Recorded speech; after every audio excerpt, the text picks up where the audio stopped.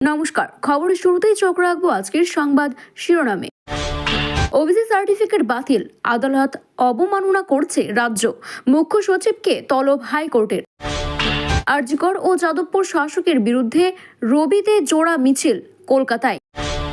যাদবপুরে ঘটনায় তথ্য অনুসন্ধান কমিটির গঠন রাজ্যপালের। স্বামীর বন্ধুকে বিয়ের দাবিতে ধর্নায় গৃহবধূ, পলাতক যুবক। ভুতুড়ে ভোটার ধরতে তৃণমূলের 5 দফার নির্দেশিকা, জেলায় জেলায় কমিটি গড়তে বললেন সুব্রত বক্সী। ভারতের অনুপ্রবেশকারীকে আশ্রয়ে জাল আধার কার্ড তৈরির অভিযোগ, গ্রেপ্তার আরও 3 জন। ভিডিওটি ভালো লেগে থাকলে এইরকম আরও নতুন খবরের তথ্য জানতে চ্যানেলটিকে সাবস্ক্রাইব করুন এবং বেল আইকনটি ক্লিক করুন। ধন্যবাদ। বিস্তারিত জানতে চোখ রাখবো আজকের প্রথম খবরের দিকে। ওবিসি সার্টিফিকেট বাতিল মামলায় রাজ্যের মুখ্য সচিব মনোজ পণ্যকে তলব করল কলকাতা হাইকোর্ট। আদালতের নির্দেশ রাজ্যের কার্যকর করছে না বলে অভিযোগ উঠেছে অনেক। রাজ্যের বিরুদ্ধে আদালত অবমাননার মামলায় গ্রহণ করল আদালত। বৃহস্পতিবার হাইকোর্টের বিচারপতি তপব্রত চক্রবর্তী এবং বিচারপতি রাজেশ খান্না মনহার ডিভিশন বেঞ্চ নির্দেশ রাজ্যের মুখ্য সচিবকে হাজির দিয়ে জানাতে হবে কেন আদালতের নির্দেশ মানা হয়নি। আগামী 12 মার্চ এই মামলার পরবর্তী শুনানি। জানা গিয়েছে ওই দিন ভার্চুয়াল মাধ্যমে হাজিরা দিতে পারবেন মুখ্য সচিব মনোজ পণ্য। গত বছর 22 মে রাজ্যের প্রায় 12 লক্ষ ওবিসি সার্টিফিকেট বাতিল করে দিয়েছে কলকাতা হাইকোর্ট। আদালতের নির্দেশ ছিল 2010 সালের পর থেকে ইস্যু হওয়া সব ওবিসি শংসাপত্র বাতিল করতে হবে। ওই সব সার্টিফিকেট ভবিষ্যতে কোথাও ব্যবহার করা যাবে না। তবে যারা ইতিমধ্যে ওই সার্টিফিকেট নিয়ে চাকরিতে নিযুক্ত হয়েছেন তাদের চাকরি কি থাকবে? হাইকোর্টের এই নির্দেশিকাকে চ্যালেঞ্জ করে রাজ্যের সুপ্রিম কোর্টে যায়। শীর্ষ আদালত হাইকোর্টের নির্দেশে স্থগিতাদেশ দেয়নি। এখানেই রাজ্যের মামলাটি সেখানেই বিচারাধীন। সেই পরিস্থিতিতে এই দিন হাইকোর্টের মূল মামলাকারীদের তরফে আইনজীবী বিক্রম বন্দ্যোপাধ্যায়ের সওয়াল করেন, ওবিসি সার্টিফিকেট বাতিল নিয়ে সুপ্রিম কোর্টের স্থগিতাদেশ নেই, তারপরেও আদালতের নির্দেশ ইচ্ছাকৃতভাবে পালন করা হচ্ছে না। অনেক জায়গায় নতুন করে ওই সার্টিফিকেট ব্যবহার করা হচ্ছে। এই বক্তব্যের পরে বিচারপতি তপব্রত চক্রবর্তী এবং বিচারপতি রাজাশেখর মনহার ডিভিশন বেঞ্চে এই দিন রাজ্যের মুখ্য সচিবকে তলব করলেন। ফের পথে নামছে নাগরিকরা, এবার জোড়া মিছিলের ডাক চিকিৎসকদের। প্রতিবাদীদের দাবি আরজিকর কাণ্ডের বিচারহীন 7 মাস, ফলে বিচারের দাবিতে পথে নামছে চিকিৎসক ও সাধারণ নাগরিকরা। 9 মার্চ একটি মিছিলে হাজরা ও অন্য আরেকটি মিছিল ধর্মতলা থেকে শুরু হবে। 2টি মিছিল মিলিত হয়েছে রানুছায়া মঞ্চে। 2টি মিছিলই শুরু হবে বিকেল 4টের সময়। সেই 2টি মিছিলে অংশ নেবেন অভয়ার মঞ্চ, জয়েন্ট প্ল্যাটফর্ম অব ডক্টরস ও ওয়েস্ট বেঙ্গল জুনিয়র ডক্টর সদস্যরা। জানা গিয়েছে মিছিলে পা মেলাতে পারে যাদবপুর বিশ্ববিদ্যালয়ের ছাত্ররাও। পাশাপাশি সমাজের সকল স্তরের মানুষরাকে এই মিছিলে আহ্বান জানিয়েছে চিকিৎসকরা। গত 9 আগস্ট আরজিকর হাসপাতালের বুকে ঘটে গিয়েছে এক মর্মান্তিক হত্যাকাণ্ড। কর্মরত অবস্থায় ধর্ষিতা হয়ে খুন হয়েছিল এক তরুণী চিকিৎসক। তারপরে কেটে যায় 7টি মাস। অভিযোগ এখনও বিচার মেলেনি। তাই ঘটনায় 7 মাসে আবারও পথে নেমেছে প্রতিবাদীরা। পাশাপাশি তারা সামনে রয়েছে যাদবপুর বিশ্ববিদ্যালয়ের ঘটনাকেও। 1 মার্চ যাদবপুর বিশ্ববিদ্যালয়ের ওয়েব কুপার অনুষ্ঠানকে ঘিরে রণক্ষেত্র আকার ধারণ করেছিল বিশ্ববিদ্যালয়। শিক্ষামন্ত্রীর গাড়ির তলায় পড়ে আহত হন বিশ্ববিদ্যালয়ের এক ছাত্র।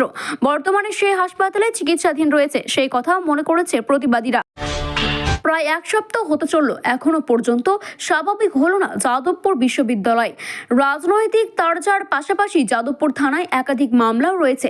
এই রকম পরিস্থিতিতে তথ্যই অনুসন্ধান কমিটি গঠন করল রাজ্যপাল সিবি আনন্দ বোস। রাজভবন সূত্রের দাবি, এই নিয়ে আগামীকাল রাজভবনে গুরুত্বপূর্ণ বৈঠক ডাকা হয়েছে। রাজ্যপালের অফিসার অন স্পেশাল ডিউটি বৃহস্পতিবার একটি লিখিত বিবৃতিতে জানিয়েছে, যাদবপুর বিশ্ববিদ্যালয়ের বর্তমান পরিস্থিতি পরিপ্রেক্ষিতে রাজ্যপাল তথা আচার্য ভারপ্রাপ্ত উপাচার্যর কাছ থেকে একটি রিপোর্ট চেয়েছিলেন। ইতিমধ্যে সেই রিপোর্ট এসে পৌঁছেছে রাজভবনে। একইভাবে পড়ুয়া এবং শিক্ষকদের তরফেও একাধিক অভিযোগ জমা পড়েছে রাজভবনে। এরই মধ্যে আগামীকাল গুরুত্বপূর্ণ বৈঠকে ডেকেছেন রাজ্যপাল। যাদবপুরের ঘটনায় সব দিক খতিয়ে দেখায় তথ্যই অনুসন্ধান কমিটি গঠন করা হচ্ছে। গত শনিবার তৃণমূলের অধ্যাপক সংগঠন ওয়েব কুপার একটি বৈঠকে ডাকা হয় যাদবপুরে। সেখানে উপস্থিত হন রাজ্যের শিক্ষামন্ত্রী তথা ওয়েব কুপার সভাপতি ব্রত বসু। এই দিন বিভিন্ন ছাত্র সংগঠন ছাত্র সংসদ নির্বাচনের দাবিতে সকাল থেকেই বিক্ষোভ দেখাতে শুরু করে তারা। বাধ্য হয়ে শিক্ষামন্ত্রীকে মূল প্রবেশ দ্বার ছেড়ে অন্য পথে বিশ্ববিদ্যালয়ে ঢুকতে হয়। এরপরে ওয়েব কুপার বৈঠকের বক্তব্য পেশ করেন মন্ত্রী। সেই সময় পরিস্থিতি আরও জটিল হয়ে ওঠে। অনুষ্ঠান শেষে বিশ্ববিদ্যালয় ছাড়া সিদ্ধান্ত নেন ব্রাত্য। তখন ছাত্রদের একাংশ তার গাড়ি আটকানোর চেষ্টা করেন। সেই সময় অভিযোগ, তার গাড়ির নিচে থাকায় আহত হন বিশ্ববিদ্যালয়ের প্রথম বর্ষের ছাত্র ইন্দ্রনুজ রায়। আহত হন আরও কয়েকজন। এই ঘটনায় একাধিক এফআইআরও রয়েছে। কলকাতা হাইকোর্টে দায়ের হয়েছে বেশ কয়েকটি মামলা।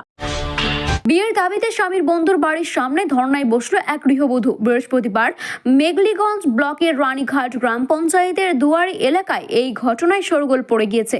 যে যুবকের বাড়ির সামনে ওই গৃহবধূ ধর্নায় বসেছে তার নাম সৌরভ রায়। তিনি এক বেসরকারি কোম্পানিতে কর্মরত। গৃহবধূ ধর্নায় বসতেই পালিয়েছে ওই যুবক।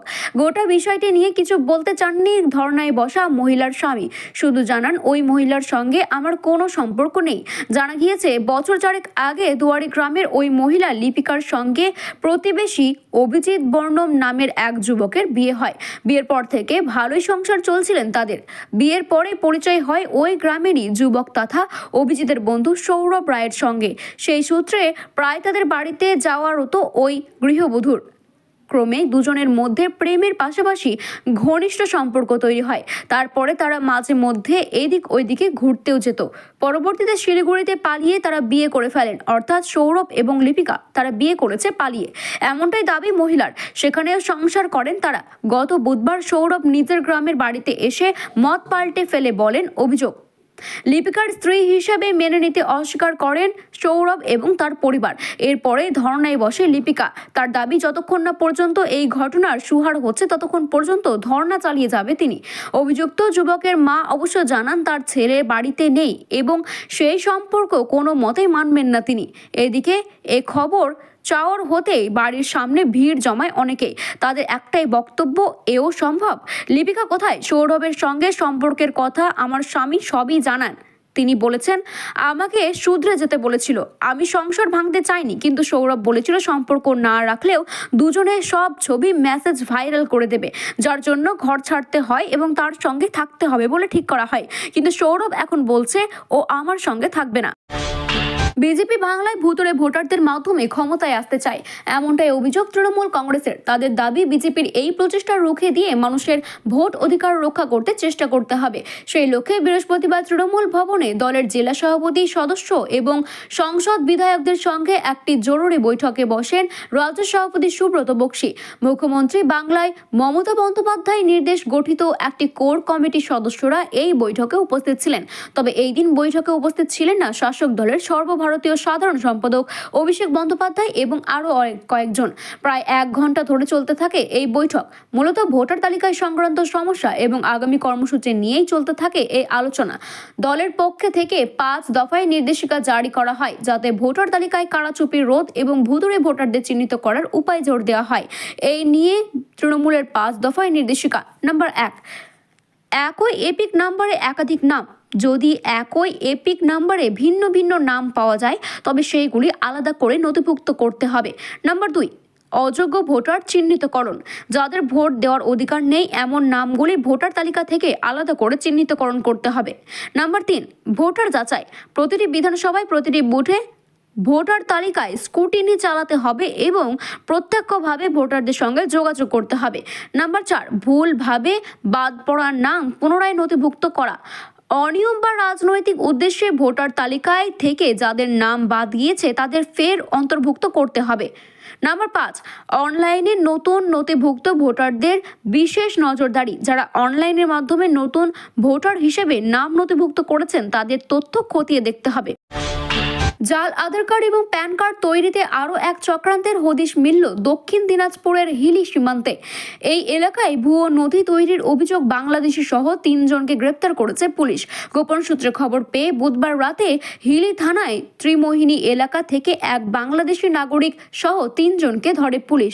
পুলিশ সূত্রে জানা গিয়েছে, 4 বছর ধরে হিলির এক মাছ ব্যবসায়ীর বাড়িতে আশ্রয় নিয়ে থাকা এক বাংলাদেশি অনুপ্রবেশকারীকে গত রাতে গ্রেপ্তার করা হয়েছে।